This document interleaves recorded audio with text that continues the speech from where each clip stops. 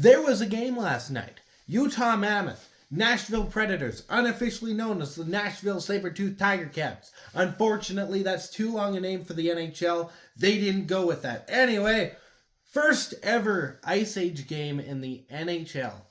And guess who comes out on top? The Utah Mammoth come out to a fiery start. Our young guys, I can't call them rookies anymore because they're not rookies anymore. Logan Cooley, Dylan Guenther, they connect for a goal early in the first period. Guenther, he's got the puck. He waits out Wilsby, passes the puck across the ice to Logan Cooley, who snipes it into the back of the net. We get halfway through the period. Nashville decides, hey, we want a goal too.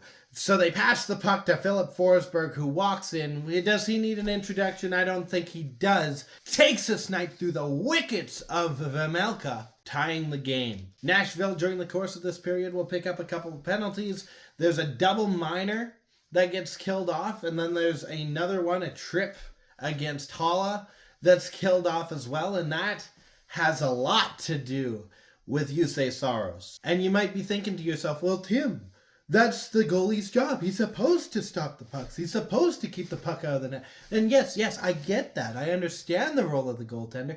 Let me put it to you this way.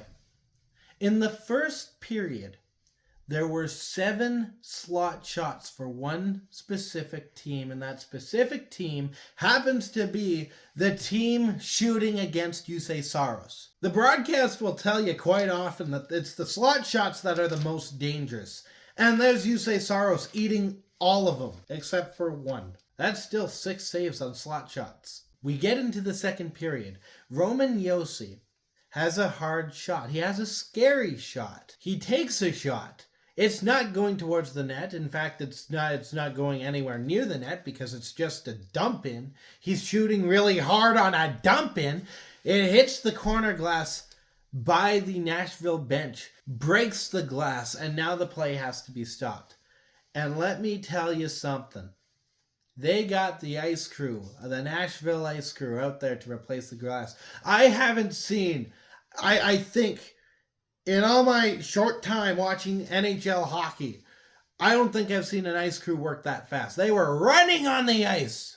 Have you ever tried to run on ice? Go to your local rink, take your shoes, ask for permission, of course. Take your shoes, go onto the ice, run a lap. They made that look easy. They changed that glass out faster than I've seen some NASCAR pit crews change tires. We continue. There's a scramble in front of Vejmelka.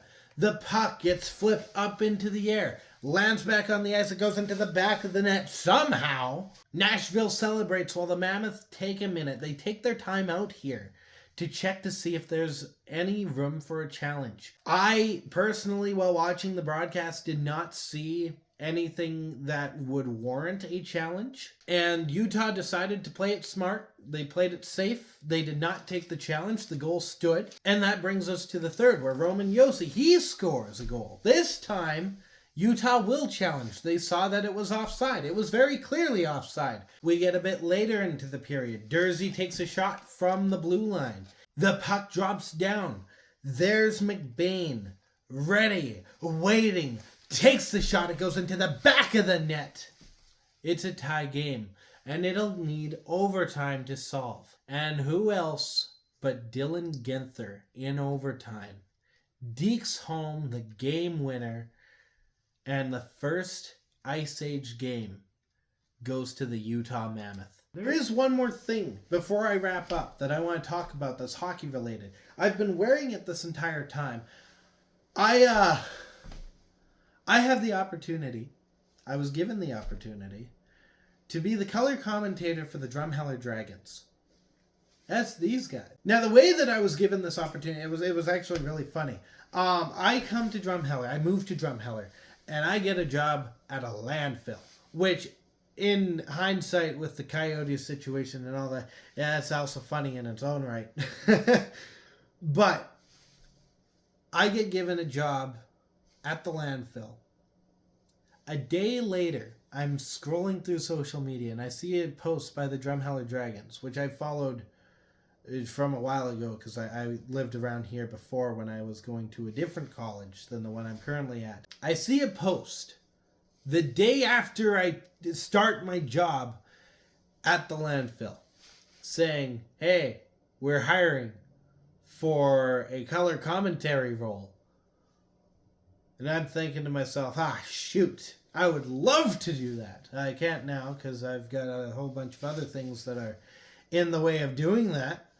Well, a month goes by, and I get laid off because I've been diagnosed now with Ehlers-Danlos syndrome, and that affected my work and my ability to work. So that's another hurdle I'll be looking to overcome. But we'll get to that bridge. We'll pass that bridge when we get to it. That's the idiom. But I get laid off, and I'm looking for stuff to do.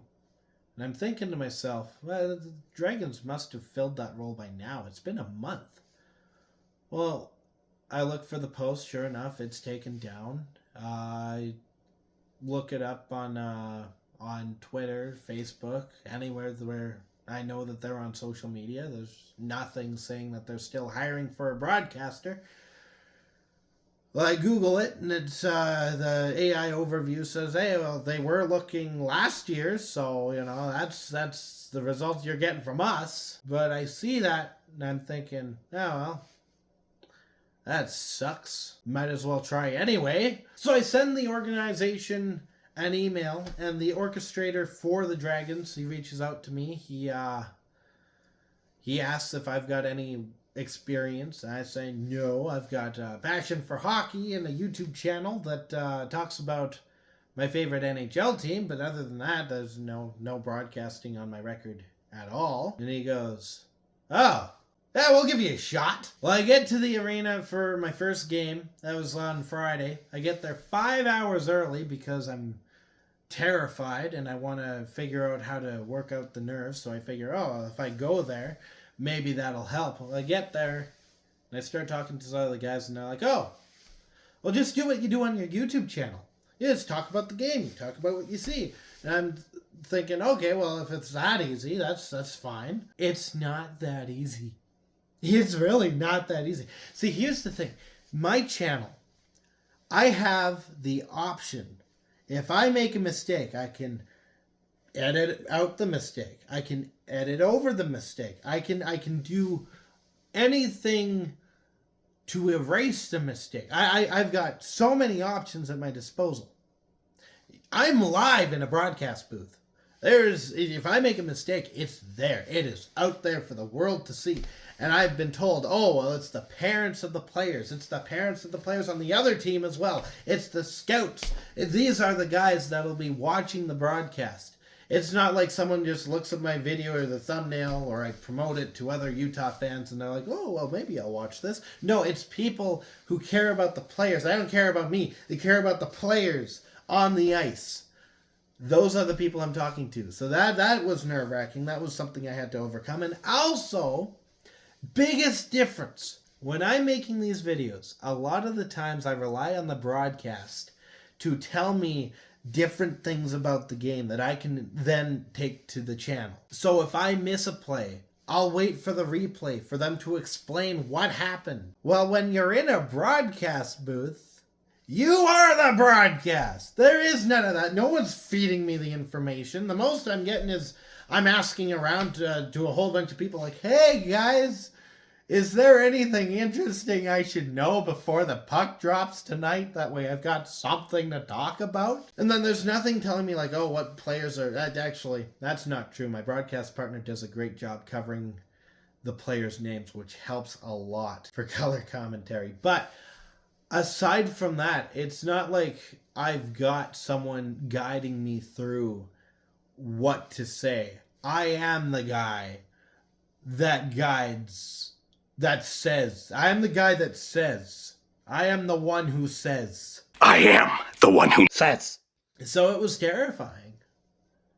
But I'm proud of myself. I can say I'm proud of myself for overcoming that fear and actually doing it, because it's been rewarding. It's 2 games in, and it's been rewarding. I've made connections. I've gotten tips from said connections. It's been really good. A couple of the things that I've been told for nerves specifically, and this I'm going to share with you guys because it's very, very good knowledge to have, is if you're ever nervous about doing anything, going to an interview, You're maybe a theater kid like I was when I was younger. You're going on stage for your first show. Go for a walk. Grab a bite to eat. Listen to music. Definitely listen to music. I wish I had music at the time, but I did not because I had showed up to the arena early before asking for advice on that front. But find something that puts you in the zone.